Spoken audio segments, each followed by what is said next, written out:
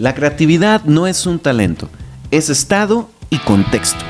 Es que no soy una persona creativa. Imagino que has escuchado a alguien decir esto, o incluso tú lo has pensado o lo has llegado a decir. Veo a otras personas tener ideas, conectar cosas, fluir, hacer todo sencillo, y te hace creer que esas personas nacieron para eso. Incluso te confieso que yo he pensado y he llegado a creer esa idea. Y todo esto pasó hasta que un día, por casualidad, me topé con un artículo, me topé con un libro, y esto replanteó mi forma, fíjate, de trabajar, de planear y de incluso de cómo me exijo las cosas. La creatividad no es un talento, te repito, es un estado y un contexto. Y cuando entiendes esto, dejas de culparte y empiezas a diseñar las condiciones donde tu creatividad sí aparece y trabaja a tu favor. En el mundo del emprendimiento se admira mucho a la gente creativa.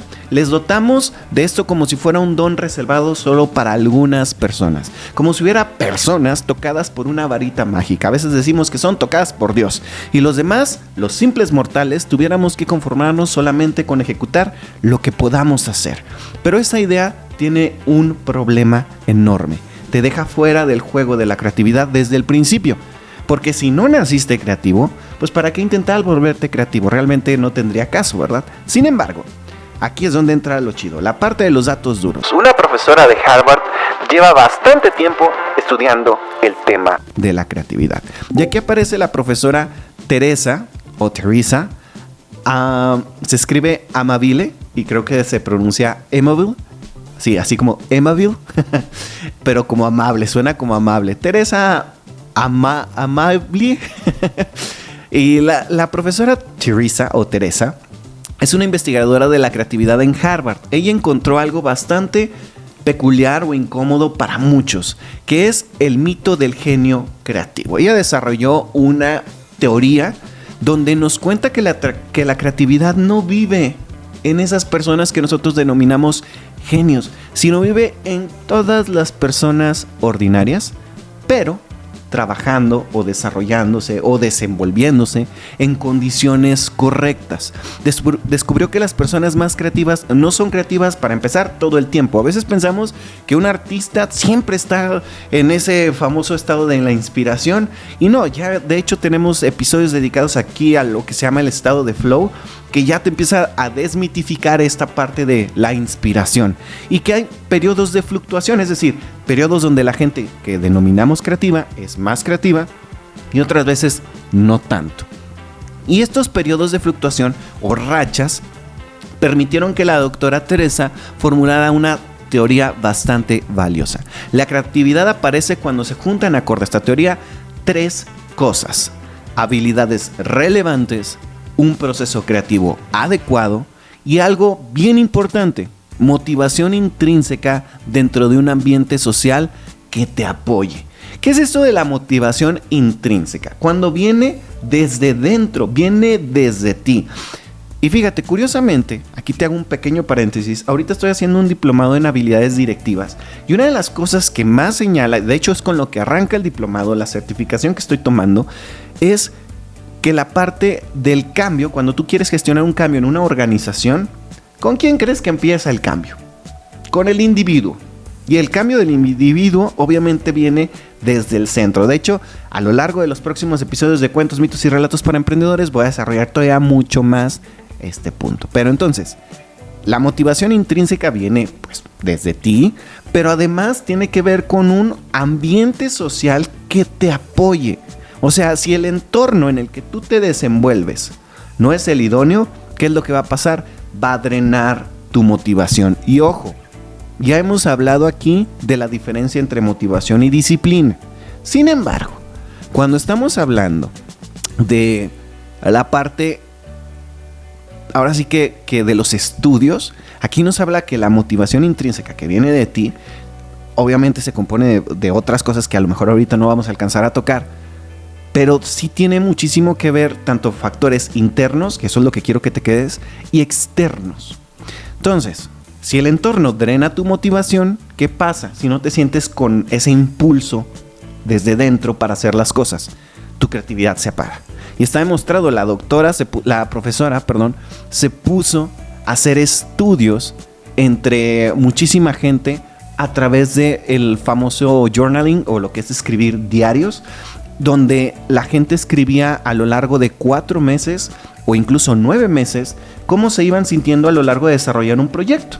Y esto le iba haciendo saber a la profesora que cuando la gente está muy comprometida con su trabajo, cuando se siente, vamos a entrar en esos términos, que su trabajo aporta realmente un progreso a lo que está haciendo y es significativo, las personas se vuelven mucho más creativas y por lo tanto también más productivas. Y si tú crees que esto que te estoy contando es así pura motivación vacía, no. Incluso Albert Einstein le pasó. No sé si tú sabías que Einstein, acorde a lo que investigó la doctora, llegó a odiar la ciencia un ratito. O sea, él le apasionaba la ciencia desde que tenía 5 años.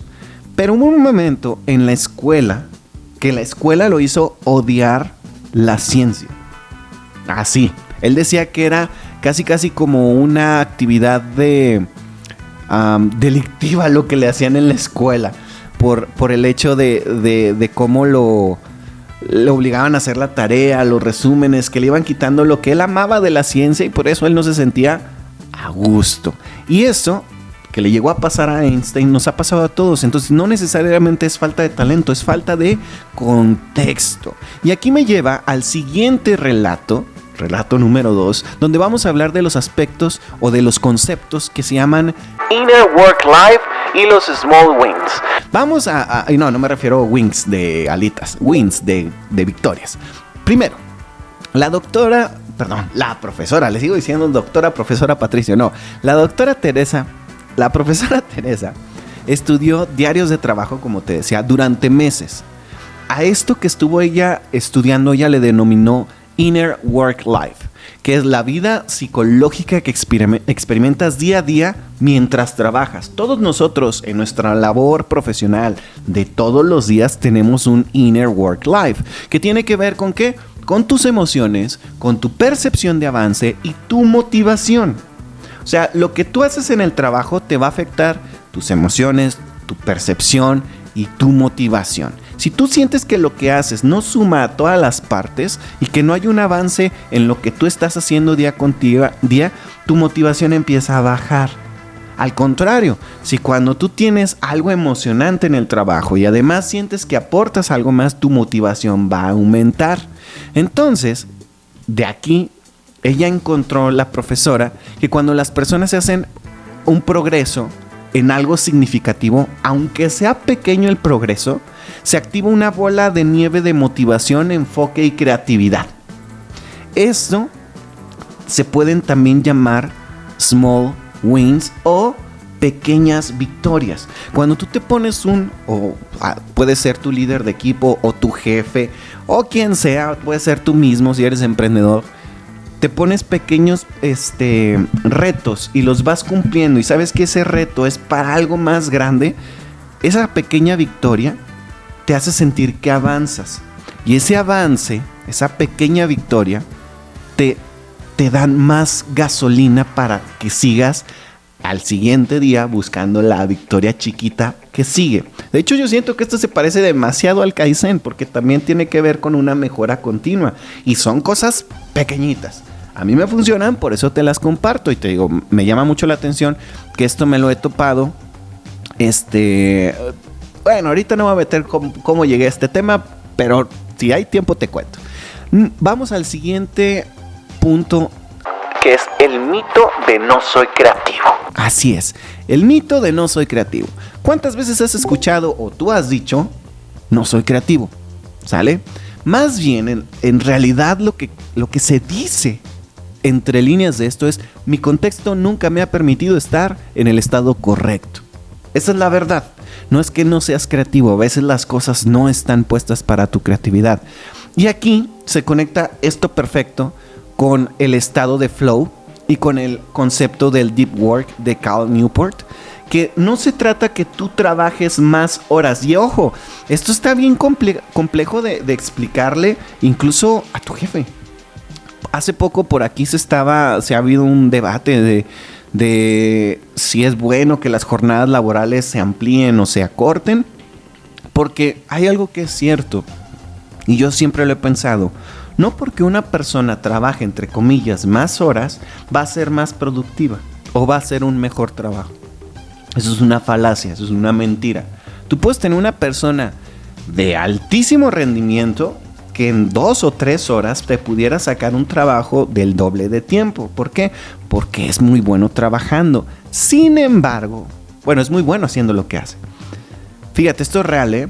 La percepción de valor que tenemos a veces de los trabajos, tenemos que sentir que la otra persona que hace el trabajo, el trabajo que está haciendo es muy difícil. Sí, para sentir que su salario, imagínate que tiene un alto salario y que ese alto salario es gracias a lo que esa persona hace en un trabajo de 8 horas. Pero esa persona es tan buena que realmente podría hacer ese trabajo en la mitad de tiempo. Mucha gente diría, pues hay que pagarle menos. Cuando pues no es proporcional al tiempo. A veces pensamos mal que porque es muchas horas de trabajo tendríamos que pagar más. Y no nos enfocamos en que en realidad lo que tendríamos que valorar tal vez es el resultado, ¿verdad? Y eso nos lleva a las famosas, desde mi punto de vista, a las famosas horas nalga de, no, pues es que tienes que estar aquí, aunque no haya nada que hacer, porque pues, es parte de tu salario, ¿verdad? Entonces yo sí estoy muy en contra de eso, porque no se trata de nuevo de trabajar más horas, es de trabajar en condiciones donde tu mente pueda estar en ese estado famoso de flow, en ese deep work, donde tú puedas tener esa inner work life súper bien. Y suena todo esto tan whitezican cada vez que lo leo. Y obviamente yo no entro en esa clasificación, nada más te lo recuerdo. Soy morenito. Entonces, no se trata que no trabajes que trabajes más horas, sino que trabajes sin interrupciones, con claridad, con sentido, y antes de que digas, sí, Tomás, pero en el trabajo que yo estoy no se puede, es imposible, va, te la doy por válida, porque así es en la mayoría de los trabajos. Pero sí hay formas, y esto te lo digo por experiencia propia, de conseguir ese objetivo que has estado trabajando, ¿va? Entonces, tienes que intentar de verdad hacerte responsable de cómo te vuelves productivo y valioso en el área que estás para que tu trabajo sea lo que da los resultados y no necesariamente el tiempo, y luego puedas negociar eso, si tal vez no en el trabajo que estás, en uno nuevo. Esa es la realidad, eso es lo que yo pienso, y que es difícil, muy difícil, y que es probable, es poco probable que lo logres, pero te puedo decir por experiencia que sí se puede.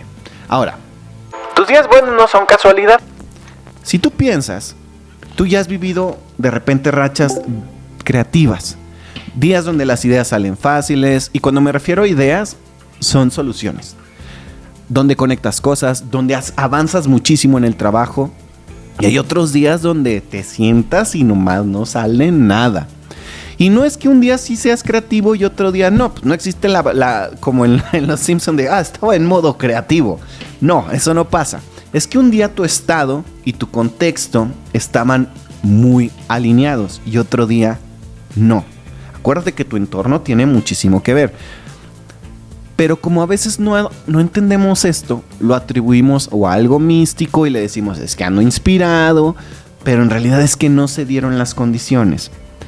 Y porque creo que es importante que tú tengas conocimiento de estas cosas, para que sepas en qué invertir, ya sea si tú lo haces en trabajo desde casa, o si tienes una oficina, puedas hablar con la gente con la que trabajas y ver cómo pueden adecuar ciertas condiciones a tener un mejor ambiente. Me refiero a un entorno laboral que sume a que la empresa gane, porque si tú esto lo planteas que va a aumentar la productividad, ¿sale? El estado de bienestar va a aumentar la productividad de la empresa y va a generar mucho más ganancias. Tienes un punto razonable y debatible ahí contigo. Esto no son intenciones vacías. Porque luego pueden decirme, no, Tomás, pero es que tú te compraste tus cosas. Sí, han sido sacrificios, créeme, han sido sacrificios. Si tú no quieres hacer el sacrificio, va.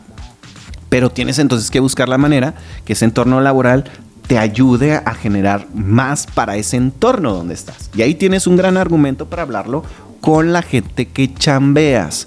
Ahora, Hay una frase para que te vayas dando cuenta por dónde esto va y se lo puedas platicar a tu jefe si tú no eres el que toma la decisión. Y si tú tomas la decisión, ponte a pensar en cómo puedes ayudar a tu equipo. Fíjate, el señor Leo Tolstoy decía, todas las familias felices se parecen. Cada familia infeliz lo es a su manera. Y algo similar pasa ¿en dónde? En los equipos de trabajo. Fíjate, no lo digo yo. Según estudios citados por la Harvard Business Review, cerca del 75% de los equipos son disfuncionales y no por falta de talento. Es por falta de un contexto que favorezca la motivación, el avance y la seguridad psicológica. Y no, antes de que empiecen de ¡eso es generación de cristal! No, hace ratito te lo estaba diciendo. ¿Cuál es la bronca? La bronca es que a veces, o venimos de una escuela donde creíamos que la parte de cómo se siente el trabajador no tiene un impacto real en el trabajo. Y eso es mentira. Si tu trabajador, si tu colaborador, si tú no te sientes bien, no vas a rendir. Y eso cada vez es más evidente para los negocios. Cada vez salen cosas, ojo, si nos vamos a países rankeados o denominados, como les dicen, primer mundo, pues te vas a topar con problemáticas muy diferentes a las que vivimos aquí en Latinoamérica, donde nos preocupamos por el salario cubra nuestras necesidades básicas. Eso es triste y es cierto. A veces este tipo de estrategias, cuando las quieres llevar a la vida real, te topas que el negocito pues, no tiene para hacer, entre comillas, sentir mejor a sus empleados. Pero también es una falta de conocimiento práctico.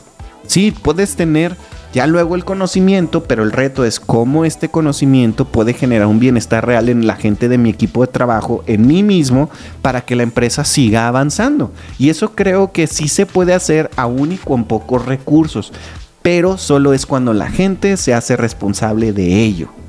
Y cuando digo la gente es primero el individuo y luego después el equipo. Entonces, la creatividad no es un don. Es un fenómeno que aparece cuando te sientes motivado, ves progreso y trabajas en un entorno que no te drena. Por eso, para buscar ser creativo, deberías comenzar haciéndote preguntas como ¿de qué manera podría diseñar desde un día cotidiano mío para que el estado de creatividad sea lo más probable que ocurra? Entonces, ¿qué es lo que quiero que pienses? Quiero que pienses, ¿qué tienen en común tus días más productivos y creativos? Porque ahí está la pista, no la mía, la tuya, la que necesitas encontrar. Tal vez es hasta poner cierto tipo de música te puede ayudar. Cosas bien simples. La iluminación, el tener un espacio limpio y ordenado. Hay cosas que de verdad no son tan caras y son más bien de esfuerzo que vale la pena hacer. Porque si te preguntas qué tenían en común tus días productivos y creativos, ahí está la pista. Y amigos, hasta aquí. Esto fue Cuentos, Mitos y Relatos para Emprendedores. Mi nombre es Tomás Alvarado. Déjame aquí en los comentarios qué tienen en común tus días más productivos y creativos. Y antes de que te vayas, te recuerdo que te suscribas, que le dejes un like, que lo compartas este episodio con tu amigo que busque tener tal vez más creatividad o quiere avanzar en el trabajo. Alguien que creas que le puede servir este episodio, compártelo, suscríbete, por favor, ayúdanos a crecer más este canal. Mi nombre es Tomás Alvarado y nos estamos viendo a la próxima sin tanto rollo y con mucho marketing. Bye.